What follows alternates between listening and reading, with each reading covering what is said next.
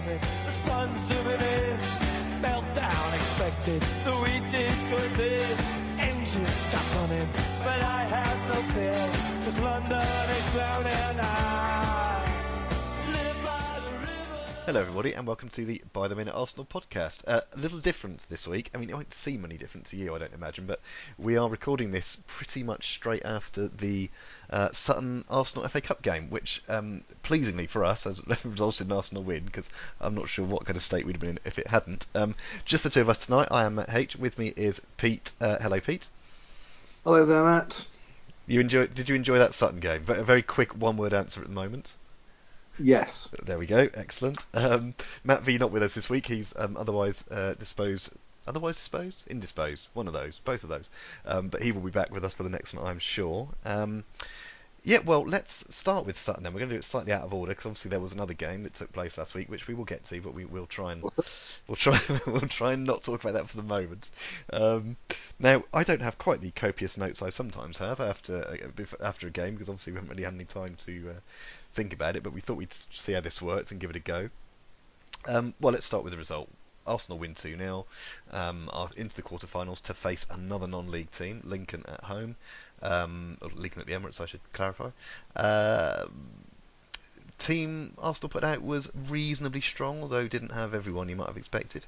And all in all, I'm giving a very brief summary of my own view here. I thought it was a fairly okay performance. I thought it was competent, was the word I used in the by the minute commentary I was doing, and I think that's fair enough. I don't think they ever looked under huge threat.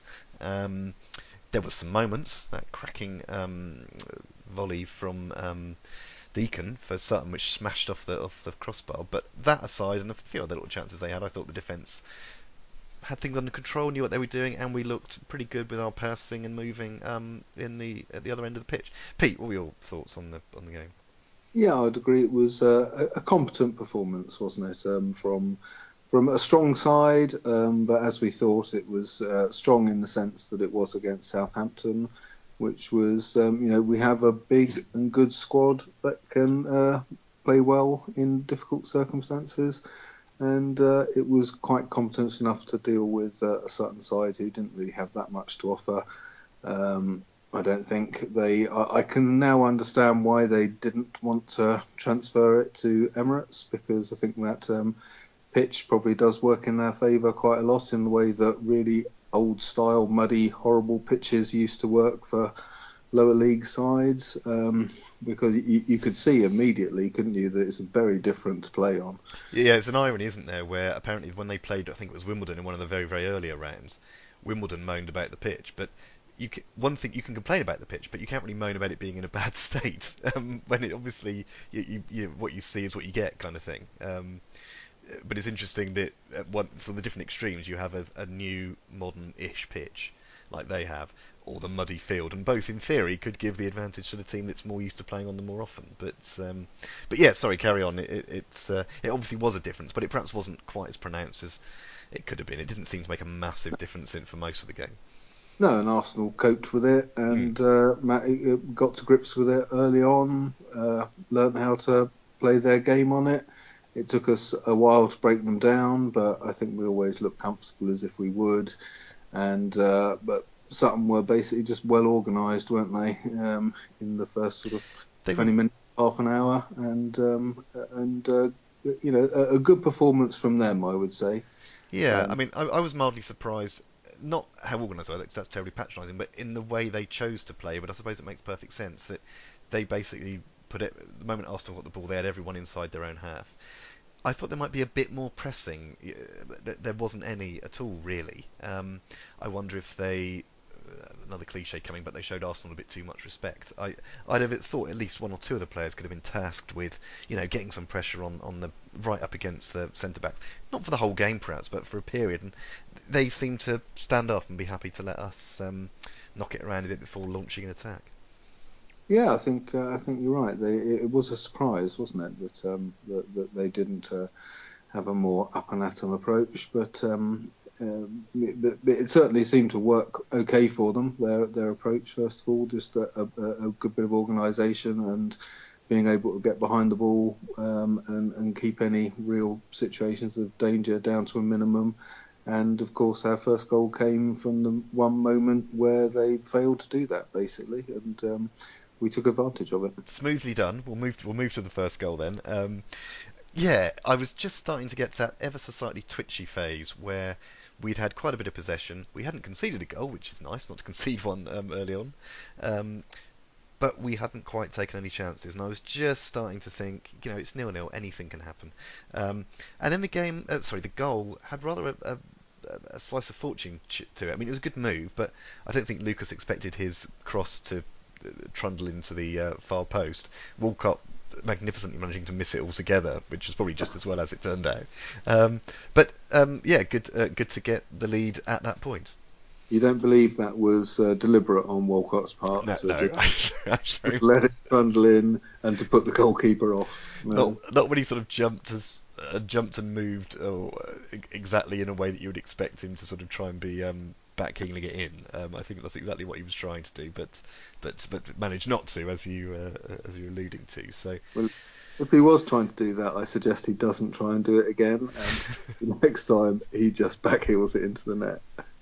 Well, yes, that would happy for him to do that, or indeed happy for Lucas's ball to squeeze in. And this brings me on to a point I was going to make anyway.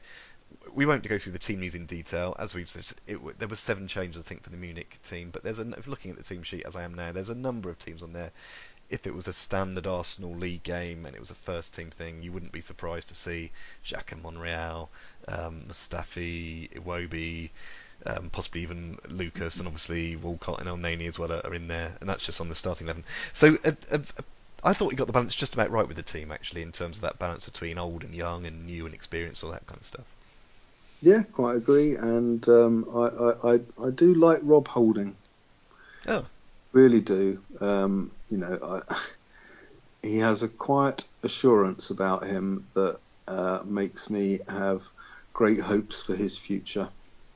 Well, I think I just and when we bought him in the summer, everyone thought, what?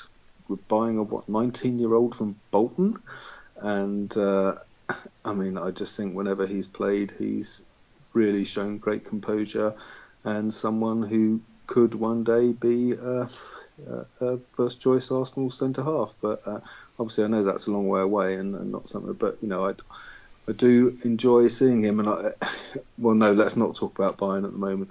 But given the choice in any game, personally, for me at the moment, between him and Gabriel in our central defence, I would take Holding. Now, this is interesting. You mentioned Gabriel because I was at lunch at work today, and somebody came in and was having a conversation with someone else on the other side of the room, and I hadn't realised they were both Arsenal fans, and I didn't get involved, but I could overhear one of them slating Gabriel to the high heavens. Why they picked on him in particular, I don't know. I mean, why not? I mean, there was certainly some times tonight though where he looked a little. I was thinking of that again because he looked a little shaky, and I suppose it's difficult, isn't it, for centre backs when you're not getting the regular games. I don't know. You would. It's interesting though that you make the point about having Holding over him at the moment. If that came up as a conversation. Yeah, that's my personal view. I mean, I feel sorry for Gabriel when he's played at right back because obviously he's not made for that role, and that's not fair on him. But I just don't think he performs very well at centre back. But I would agree with you to some extent that it's probably very difficult when you're not playing regularly to. But that's what I think. That's what kind of impresses me about Holding. That whenever he does play there, he's not 100%. Magnificent, but he does seem to me to have a certain something that you need in a central defender, which is, I say, just an assurance or a feeling of assurance that well, certainly I get from him, and I may find I'm totally wrong, in which case please tell me. But at the moment, I do enjoy watching him play for us. Well, competence, if you were talking about a midfielder, it wouldn't be a word you would use, would it? Or it wouldn't be a particularly flattering description. But when you're talking about a central defender, and I've used the word competence in my commentary, and we're doing it talking about someone now. For a defender, I think that's a pretty high accolade. If you thinking about the way we talk about football, that seems to me like I think that's what you're saying, and I think that's what you need, isn't it, as a starting point? Ideally, it's a good trait to have, I suppose, is what I'm getting at. Yeah, and so long may it continue. Let's hope it's all our stuff. Well, let's. And speaking of players who perhaps should be making more first-team appearances in the future, there's more of a stretch this one, but I'm sticking with this idea. Lucas, we've just talked about him scoring. We've talked about him in previous pods. We've said the same thing, so perhaps we don't need to hammer it home. But again, what more does he do to be starting regularly, particularly when there are some players in the team at the moment who are perhaps, well, slump might be overstating it, but there are some that are having various issues.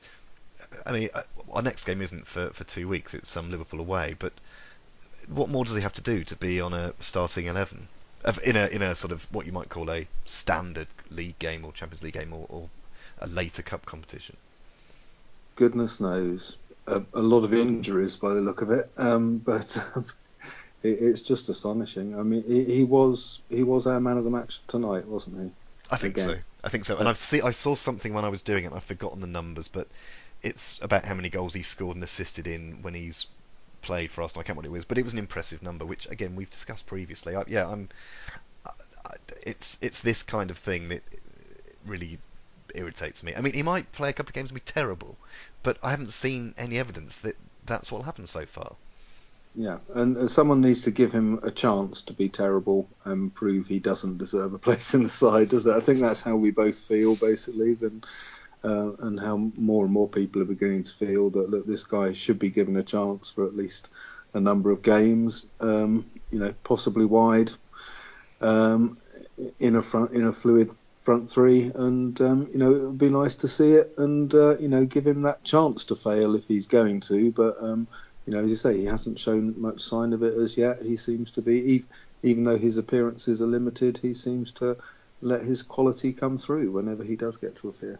Yeah, I mean, I'm not one for chopping and changing for the sake of it, but I think there's got to be, and I think this is something that doesn't happen at Arsenal and perhaps happens at other clubs, and we'll, dare say, come to this at some point, probably not tonight, but in the future, the starting 11 or the starting, add a couple of that for the people who are in and out of the team. They feel pretty secure, and there isn't necessarily that competition. And I think when you've got someone who couldn't do any more to provide competition, and he's still not getting a look in, really, I think we're in agreement on this. And I won't speak for Matt, but I seem to remember him thinking something similar. I apologise if I've got that wrong. Okay, well, we won't go on too much more about this game. So Arsenal did what they needed to do. Sutton were brave and had a couple of great chances. That shot off the crossbar was fantastic. I love the fact it bounced back pretty much as far back. He really did catch that perfectly, didn't he? It was a very lovely moment, and I'm almost sorry for him it didn't go in. I wouldn't have minded if there was only about 2 minutes left. When there was still 23 minutes left or whatever, I would have been less happy about it, I think. I'd have been alright now if we'd won sort of 2-1. I'd happily chat about it for ages, but yeah, that would have made things a bit awkward, I think. 2 minutes left, or us 3 or 4 up. Yes, exactly. You'd have wanted it to go in. Exactly. Well done, Rory Deacon. And it's the first time I've ever seen a manager at the end of a game say this guy needs to leave this club. Yes, that was interesting, wasn't it? For those who didn't see it, the post-match interviews which the BBC got going very quickly. It's exactly as Pete says. It's his own manager trying to move him on, not in a bad way, we hasten to add either, but in very much a positive way. He's too good for this club, which yes, is a very odd one. Well, let's leave that particular game there then, but we won't leave the cup quite yet. Just a word or two on our next game. So in the quarterfinals, which is in March, I can't remember exactly which weekend. I think it's the second weekend in March. Lincoln are in the same division as Sutton, but are having a bit of a better season. They've played the same number of games as Sutton, both played 30, but Lincoln are top and have 64 points compared to Sutton's 36. So they are a good team, no doubt about that in terms of their league position, certainly. It's a few weeks away, and I'm sure we'll touch on it nearer the time. Pete, any thoughts at this point about the Lincoln game? I just think it's something to get through to be in the semi-final. I mean, you have to assume we will be in the semi-final now, probably against Tottenham. And sorry, Lincoln City, but I hope they have a good day out. They'll get to play at a big stadium against a big club, and good on them. Hopefully they'll enjoy it, but not too much. Well, if they can, I have a soft spot for them after they managed to wind up Joey Barton excessively on Saturday, as I'm sure millions of other people who are watching did. So yes, but it doesn't go as far as wanting them to beat us. So yeah, I mean, it's interesting. We'll come back to this nearer the time. We don't want to go on too much about it now, but Arsenal, obviously, yes, you would assume, with the usual caveats about not meaning to patronise or whatever, you would assume we could get past a team, even if they are at the top of the National League. Yeah, we should be able to beat any non-league side. We should. Look at that. There's a statement. That is it. And we've already seen our squad is big enough to cope with it, and we don't have to. We can play a reasonable array of players that should comfortably get us through that game. I like the way you've nailed your colours to the mast. And I'm sure the club will be happy to be using up one of the cup tie credits that. Oh, of course, yes. As a season ticket holder, there speaks to get another. Yes, Arsenal get some more money in because they obviously need it. All right, well, let's move on from there then. Well, we can't put it off any longer. We need to at least briefly discuss the events, shall I say, in Munich of a week or so ago, that were nearly as disturbing as the Steven Spielberg film of the same name. I don't want that to be in bad taste. What I'm trying to get across is the complete shambles and whatnot the performance was. So let's cut to the chase. Arsenal lost 5-1 at Munich in the first knockout round of the Champions League. They went in 1-1 at half time, even though Sanchez did his very best not to score that penalty. I don't really know where to start with this. Should we start? Let's start at half time. It's an odd place to start. What are you thinking watching that game? We've ridden our luck a little bit, but there we are, 1-1 half time. I mean, what's your hopes when you get to that point? Yeah, I was still feeling that I think we had been outplayed in the first half, and I think we were fortunate to be 1-1, but we were 1-1. Saying that, we also could have done a better job of possibly being in front at the end of that half, but I think we all felt reasonably comfortable and pleased to be at 1-1. And to be honest, I was thinking, look, if we get out of here, as I'd said to you before, I think last week, that if we got out of there with a one or even 2 goal defeat, it wouldn't be too bad. We had an away goal in the bag. At least it gives you something to cling on to. And to see whether this whole idea of playing the second game at home works and does give you any advantage. And that was what was so disappointing, that we were in a perfectly reasonable position to get out of there with a reasonable defeat at the most that would give us a chance in the second leg, and to mess it up so badly was just hugely disappointing. I was going to say your point about let's see what it's like having a second leg at home. It still really remains a sort of academic argument at the moment. Complete mystery. What is it like? Of course, we know that probably we'll just end up in that second game with a bit of heroic failure. Well, Milan was the game that sprung to my mind towards the end of the Munich game, certainly. Not, I should say, with any great hope of that repeat. Although, of course, that was another glorious shortfall. To be honest, I can't see us getting that close, to be frank. But no. I mean, let's go through it very briefly. The team news: Ospina was in, Gibbs was in. Nothing hugely surprising there. Things started to go wrong, of course, fairly quickly with Ian Robins' goal. Now everyone's talked about it this week. The amount of space he got to come inside on his left and rocket it into the corner. I mean, there's not really any excuse for that, is there? No, there isn't. I think sometimes you've also got to just admire a very good goal. I mean, at least it wasn't a goalkeeping error. It was beautifully struck, wasn't it? No, it really was, yeah. And maybe he shouldn't have been given the chance, but I think that in the same way as I felt about Hazard's goal and about Henry's goal against Tottenham, sometimes you just got to say, well, that's a great player doing something pretty damn good, and not worry too much about it. But yeah, he should have been stopped. He should have been stopped. It's also worth noting he's only just 33, because whenever I look at Iron Robin, I can never quite believe he's still in his early 30s. So I'm just mentioning that now. He was only 33 in January. I mean, it's just it's very strange. It is. But there we are. Anyway, that's by the by. We got back to 1-1 with a penalty that, as far as I can recall, it was never a penalty. I think we got a bit lucky with that one. And I don't know if Sanchez knew it, but his very odd. I mean, good for carrying on, but what an odd sort of set of circumstances it was. I was screaming, "Don't let Sanchez take it! Don't let Sanchez take it!" But no one can stand up to him, can they? And having scored his last two, I'm sure he felt he had every right to step up there, but and mess it up. But then he somehow manages to redeem himself with an incredible finish. It was a great finish, wasn't it? Once he'd actually, finished. After he'd air kicked it. Yeah.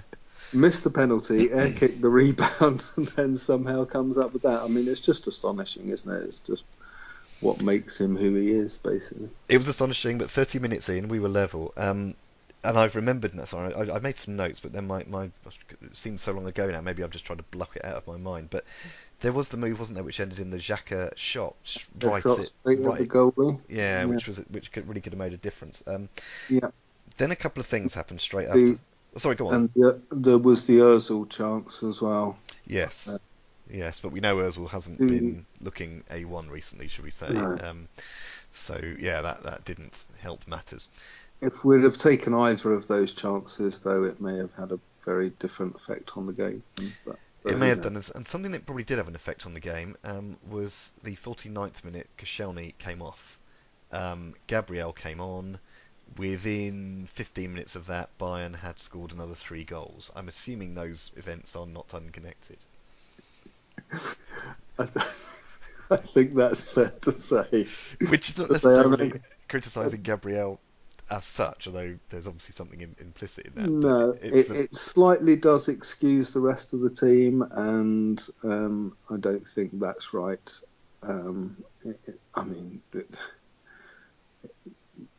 Everything is unacceptable about what happened in that second half. Well, let's not go into detail, because God knows, I'm sure everyone who's interested in Arsenal has read and seen enough about it in that week since it's happened. But 53rd minute, Lewandowski scores. Fair enough, these things happen. What we didn't need to do then, my impression watching it, was we then tried to get back on terms straight away, and of course then within another 10 minutes or so we were 2 further goals behind. I mean, there just wasn't any sense of consolidation. There wasn't any sense of that 2-1 is acceptable, even if it's only, let's stick with this for 5 minutes and see what happens. And that's what I mean. That's what I just couldn't understand, because even at 1-1 we were thinking, get out of here with a 1 or 2 even goal defeat, and that's not too bad. And they seemed to not think that was good enough, and didn't think, hang on, let's sort this out. Let's get back to what we were doing in the first half. Let's be solid, sound, control this game, try and make sure they don't get another chance. And then 2 more in quick succession afterwards. It's your groan sums it up. I mean, disheartening doesn't, is perhaps the closest word I can think of off the top of my head to describe it. Yeah. So then, go on. Well, the worst of all, because hopefully we can now stop, is the last one, which, I'm sorry, Alex Oxlade-Chamberlain, apparently he had a good performance in that game, but that last goal is horrendous. I mean, it should be entirely down to his inability to hoof a ball downfield when he needs to. And I'm sorry, that's just unforgivable, because even a 3-goal defeat, you might still think, okay, we wouldn't have any chance, but there's potential for redeeming the situation. Yeah. And to give away a 5th at that point, I'm sorry, that's Alex's fault. It is. I mean, it probably won't make any difference overall, as you're alluding to, but it's going to be irritating if we go, say, this is a big if, we go, say, 2-0 up at half time in the return game, That needing one more rather than two more will make a hell of a difference. I think that's highly unlikely to happen, but we'll come to that later on. I'm going to try and pick one bright spot, and it sounds weird given what the result was, but I thought Ospina was a bright spot for Arsenal. I thought he played very well, which seems ridiculous given the situation, given the score. But he kept it, dare I say, respectable. Maybe it's too late for respectable, but he seemed to keep it. He did his job to a large degree, I thought. Good on him for not letting his manager down, who's stuck with him in the Champions League despite everyone saying how he shouldn't be playing him, he should be playing Cech in any big game, and his performance was no worse than Cech would have done at all. So good on him. He did. Weirdly enough, we didn't mention it earlier, but he did have one horrendous moment tonight, didn't he? He did. The sort of kick out which went straight to May, I think, wasn't it, for Sutton? Yes. Who I mentioned in the coverage I was doing on By the Minute, actually, was it seemed to confuse him that he had that chance, because he wasn't expecting it to be given it to him on a plate. It was as bad as Cech's gift to Fabregas. Oh, pretty much. It's worrying that we have two in the same, not quite the same week, but within the same month, that we could sort of compare and contrast goalkeeping cock-ups. Though one, of course, ended up being a little more damaging than the other. But right, so that's the end of the Bayern Munich chat then. Well, I thought I might mention two other things. Sorry.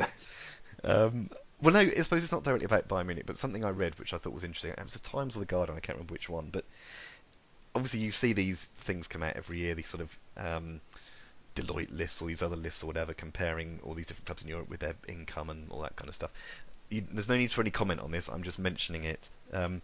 In terms of wage bill and value, I think were the two figures.